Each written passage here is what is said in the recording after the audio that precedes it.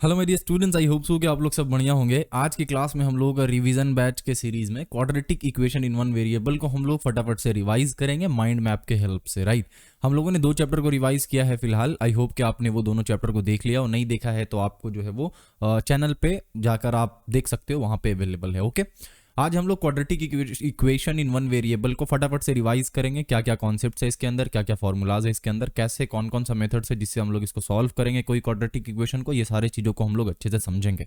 Okay, एक बात ध्यान रखना है आपको कि ये जो लेक्चर है ये डिटेल वाला लेक्चर नहीं है। यानी कि अगर आप बिल्कुल नहीं जानते हो क्वाड्रेटिक इक्वेशन क्या है, तो मेरे ख्याल से ये वाला वीडियो, ये वाला लेक्चर आपके सर के ऊपर से भी जा सकता है। ओके, तो अच्छे से समझने के लिए इसको पहले आपको quadratic equation in one variable को अच्छे से जानना होगा।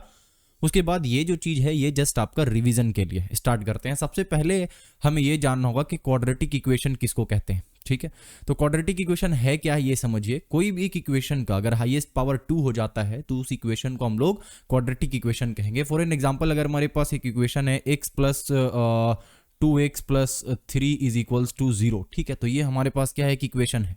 अब यहाँ पे अगर हम लोग देखें इसका हाईएस्ट पावर क्या है, तो इसका हाईएस्ट पावर हमें 1 दिख रहा है। ठीक है, यहीं पे मान लेते हैं कि किसी एक x के ऊपर हम 2 दे देते हैं, यानी स्क्वायर कर देते हैं उसका। तो अब इस इक्वेशन में जो हाईएस्ट पावर है वो क्या है, हमारा 2 है।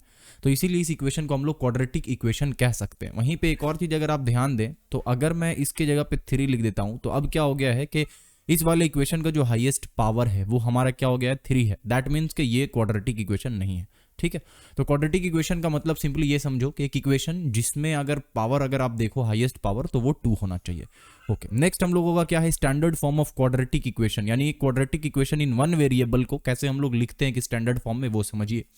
तो यहाँ पे जो quadratic equation in one variable को हम लोगों को लिखने का तरीका है वो है, यहाँ पे आपको दिख ही रहा होगा, ax square plus B x plus c is equals to 0। Okay, अब यहाँ पे जो a है वो x स्क्वायर का कोएफिशिएंट है, b जो है वो x टू द पावर 1 का कोएफिशिएंट है, और c जो है वो x टू द पावर 0 का कोएफिशिएंट है। ठीक है, c के साथ कुछ नहीं है, इसका मतलब c के साथ x टू द पावर 0 लगा हुआ है, और x टू द पावर 0 का मतलब होता है 1। इसीलिए मैं बोल रहा हूं कि जो c है वो x टू द पावर 0 का कोएफिशिएंट है। क्लियर है यहाँ पे? ओके, एक चीज आपको ध्यान रखना है कि a का जो वैल्यू है, a का जो वैल्यू है वो आपका 0 के बराबर नहीं होना चाहिए। क्योंकि अगर a का वैल्यू 0 के बराबर हो गया तो 0 into x square is equals to क्या होगा, 0। यानी कि ये वाला पार्ट जो है वो क्या हो गया, क्वाड्रेटिक इक्वेशन से हट गया। बचा क्या, bx प्लस सी। bx प्लस सी क्या है, क्वाड्रेटिक इक्वेशन है? नहीं भैया, ये एक लीनियर इक्वेशन है। क्यों? क्योंकि इसका जो पावर है मैक्सिमम वो 1 हो गया है। चलिए बढ़िया, तो ये हो गया हमारा स्टैंडर्ड फॉर्म। आगे बढ़ते हैं, आगे हमारा रूट्स ऑफ द इक्वेशन। यहाँ पे यानी कि रूट्स ऑफ द इक्वेशन कहते किसको, ये समझिए। तो अगर यहाँ पे मैं आपको एक चीज दिखाऊं, यानी कि एक इक्वेशन जो हम लोगों ने अभी लिख रखा था, ax square plus B x plus c is equals to 0। इस इक्वेशन में x का कौन सा ऐसा वैल्यू डालें जिसके कारण ये पूरा इक्वेशन 0 हो जाए, उस वैल्यू को हम लोग कहेंगे इस इक्वेशन का रूट। ठीक है, क्योंकि इस इक्वेशन के ऊपर जो पावर है हाईएस्ट वो 2 है, इसीलिए इस वाले इक्वेशन का जो सॉल्यूशन होगा वो भी 2 होगा, यानी जो रूट्स होगा वो भी 2 होगा। तो x का ऐसा कोई 2 वैल्यू होगा जिसको अगर हम लोग x के जगह पे पुट कर दें, कुछ भी अज्यूम कर लेते हैं ना, या मान लो 2 होगा या 3 होगा या 4 होगा, कोई भी एक ऐसा वैल्यू होगा जिसको अगर x के जगह पे पुट कर दें तो इस पूरे का वैल्यू जो है वो 0 आ जाएगा, और जो कि हमारा इक्वेशन को सेटिस्फाई कर जाएगा। क्यों? क्योंकि अगर LHS 0 के बराबर हो गया तो हमारा RHS क्या है, ऑलरेडी 0 है, तो इक्वेशन सेटिस्फाई कर जा रहा है। इसका मतलब ये हुआ कि x का ऐसा वैल्यू, या फिर जो हमारा इक्वेशन दिया हुआ है उसमें कोई ना कोई वेरिएबल होगा, x के जगह पे मान लो 2y square plus y plus 3 is equals to 0, कुछ ऐसा दे रखा है। ठीक है, तो अब क्या है कि y का कोई ऐसा वैल्यू जिसके कारण अगर हम लोग y के जगह पे उस वैल्यू को रख दें, आई मीन कि अगर y इज इक्वल्स टू मान लेते हैं 1 है, तो हम लोग y के जगह पे 1 को रख सकते हैं ना, हाँ रख सकते हैं।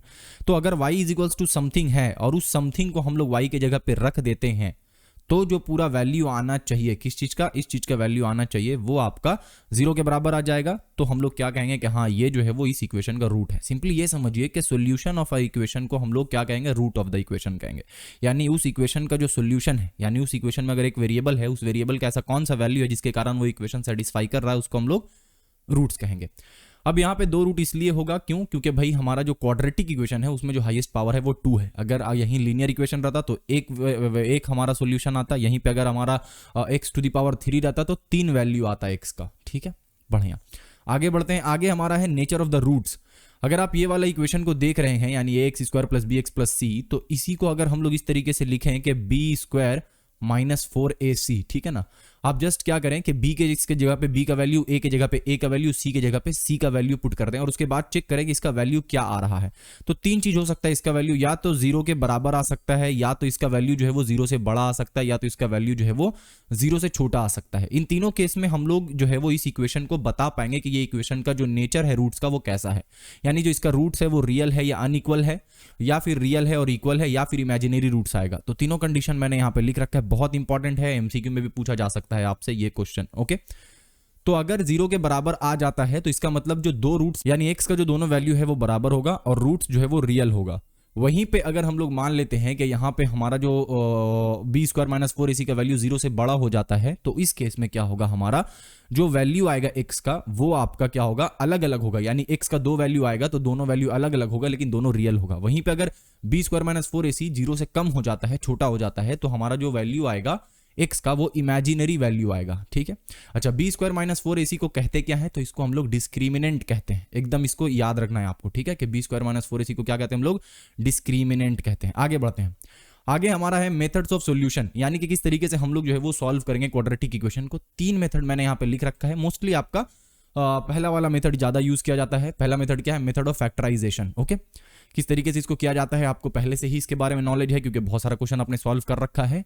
जस्ट एक एग्जांपल यहाँ पे मैंने दे दिया है जिससे कि आपको याद आ जाए। ठीक है, यहाँ पे हम लोग करते क्या है कि दो फैक्टर में हम लोग तोड़ देते हैं इक्वेशन को। जैसे कि यहाँ पे आप देख पा रहे हो क्या लिख रखा है मैंने, कि 3x माइनस 2 और इसको इंटू किया गया है 2x minus 3 is equals to 0। ठीक है, तो इस चीज को 0 होने के लिए या तो ये वाला वैल्यू 0 आना चाहिए या ये वाली 0 आना चाहिए। दोनों में से कोई भी वैल्यू 0 आएगा तो पूरा का पूरा वैल्यू 0 के बराबर हो जाएगा। तो इसी कंडीशन में हम लोग क्या करते हैं, either this is equals to 0 और दिस इज इक्वल्स टू 0 करके हम लोग वैल्यू निकाल लेते हैं x का। दूसरा मेथड है परफेक्ट स्क्वायर मेथड, जिसको आपने नहीं किया होगा उतना, बट यही चीज का इसी चीज का कॉन्सेप्ट जो है वो सीधा आचार्य फॉर्मूला में अप्लाई किया गया है।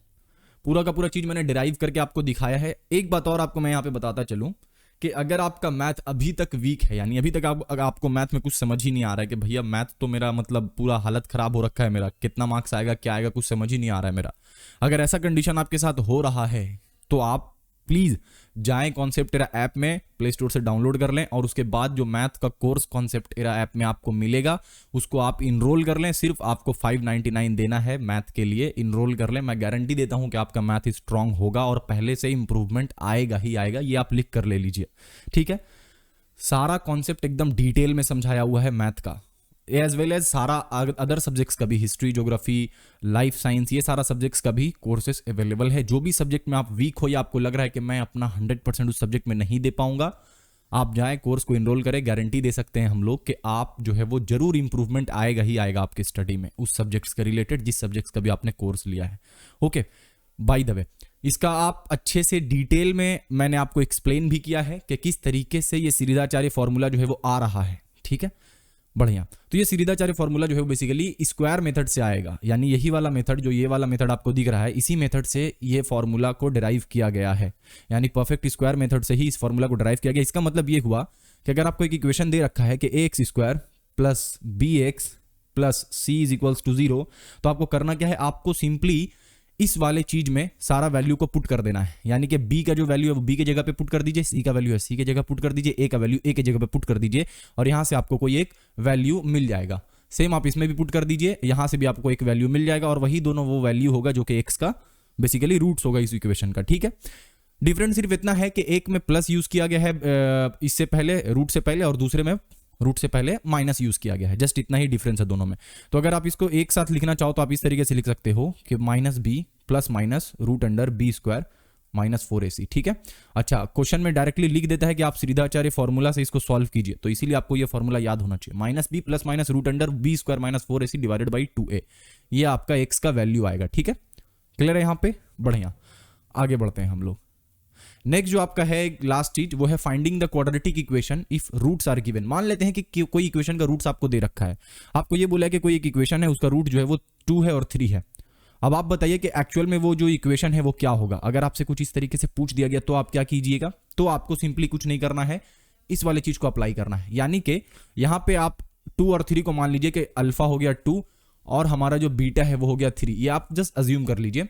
तो आपका जो इक्वेशन फ्रेम होगा वो ऐसा होगा, x square minus alpha plus beta plus alpha into beta is equals to 0। अब जस्ट आप वैल्यू पुट कर लीजिए, तो x square minus alpha plus beta कितना हो रहा है 5, तो 5x हो गया, यहाँ पे x होगा, ठीक है, प्लस अल्फा इंटू बीटा कितना हो रहा है 6 इज इक्वल्स टू 0। आपने जस्ट यहाँ पे इक्वेशन निकाल लिया, आपको रूट सिर्फ दिया हुआ था। ओके, याद रखना x square minus alpha into beta, sorry alpha plus beta into x plus alpha into beta, ये चीज आपको सिर्फ याद रखना है। और जो भी आपको रूट्स दिया रहेगा अल्फा और बीटा की जगह पे उसको आपको पुट करना है और आपका इक्वेशन आराम से बन जाएगा। अच्छा, क्वेश्चन इतना इजी नहीं आएगा। क्वेश्चन आपको दिया रहेगा कि if one root of the equation is inverse of the other root then write down the equation. इस तरीके से आपको लिखा सकता है, मतलब कि अगर एक इक्वेशन का एक रूट जो है वो दूसरे रूट के इनवर्स है तो आप इक्वेशन बताइए। तो आपको वहां पे अज्यूम करके चलना पड़ेगा कि मान लेते हैं कि एक हमारा जो रूट है वो अल्फा है, तो दूसरा रूट क्या होगा, इनवर्स होगा, यानी कि 1/अल्फा होगा। और फिर आपको उसको क्या करना है, इस जगह पे पुट करना है अल्फा प्लस बीटा। तो अल्फा प्लस बीटा क्या हो जाएगा, अल्फा प्लस 1/अल्फा, ये हो गया अल्फा प्लस बीटा। इसका जो भी वैल्यू आएगा उसको आपको क्या करना है, इस जगह पे पुट कर देना है। ओके, वहीं पे अगर आप देखें अल्फा इंटू बीटा, तो जस्ट आपको अल्फा इंटू 1/अल्फा करना है। तो ये क्या हो गया आपका अल्फा इंटू बीटा हो गया, क्योंकि अल्फा की जगह पे आपने अल्फा लिया और जो बीटा है वो हमारा क्या है, इनवर्स है एक का। तो इस तरीके से आप कर सकते हो। इसको भी डिटेल में मैंने एक्सप्लेन किया है। ये माइंड मैप बनाने का सिर्फ एक मकसद है कि आपको फटाफट मैं सारा चीज को रिवाइज करवा दूं, ठीक है।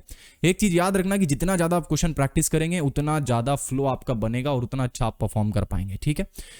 ये जो आपको मैंने अभी दिखाया है ये पूरा माइंड मैप आप कभी भी कहीं भी अपने फोन से देख सकते हैं। उसके लिए आपको कॉन्सेप्ट एरा ऐप डाउनलोड करना है, प्ले स्टोर पे जाके सर्च कर सकते हैं, डिस्क्रिप्शन में लिंक है उस पर क्लिक कर सकते हैं, वहां से प्ले स्टोर से जाके आप डाउनलोड कर लीजिए। और जब डाउनलोड करेंगे आप ऐप तो वहां पे आपको एक आइकन दिखेगा क्विक रीजन का, क्विक रीजन वाले आइकन पे जाइएगा, वहां पे quadratic equation in one variable रहेगा, क्लिक कीजिएगा, वहां से इस माइंड मैप को डाउनलोड कर लेना, ताकि एग्जाम से जस्ट पहले अगर मान लीजिए एग्जाम देने आप जा रहे हो, रास्ते में आप अचानक से कोई कॉन्सेप्ट भूल गए, हालांकि आपको भूलना नहीं चाहिए, बट अगर आपको उतना टाइम दिमाग में नहीं आ रहा है तो तुरंत आप इस चीज को रिवाइज कर सकते हैं। इस माइंड मैप को देख के पूरा चैप्टर आपका कुछ ही मिनटों में जो है वो रिवाइज हो जाएगा, ठीक है। तो कॉन्सेप्ट ऐप में इसको आप डाउनलोड कर सकते हैं। और एक चीज और, जो भी सब्जेक्ट आपका वीक है उस सब्जेक्ट का कोर्स को प्लीज आप जाकर इनरोल कर लें, क्योंकि फिर बाद में आप पछताएंगे कि काश जो है वो उस वक्त अच्छे से ध्यान दे दिए होते तो मार्क्स थोड़ा सा इंक्रीज हो जाता। इसीलिए प्राइस भी आप लोगों के लिए अफोर्डेबल रखा गया है, सिर्फ 599 पर सब्जेक्ट। नोट्स भी मिलेगा आपको, पर्सनल गाइडेंस भी मिलेगा, जो नहीं समझ आ रहा है आप उससे लाइव चैट के थ्रू पूछ भी सकते हैं। ओके, इसी के साथ आज की वीडियो को, आज की क्लास को यहीं पे एंड करते हैं। आई होप कि आपको ये रिवीजन सीरीज पसंद आ रहा हो। कोई भी और आइडिया सजेशन हो तो कमेंट सेक्शन में जरूर लिखें, चैनल सब्सक्राइब कर लें, जिससे कि हमें पता चले कि हाँ आप लोग जो है वो हमारे काम को सपोर्ट कर रहे हैं। मिलते हैं नेक्स्ट क्लास में, तब तक के लिए अपना ढेर सारा ख्याल रखें। Thank you.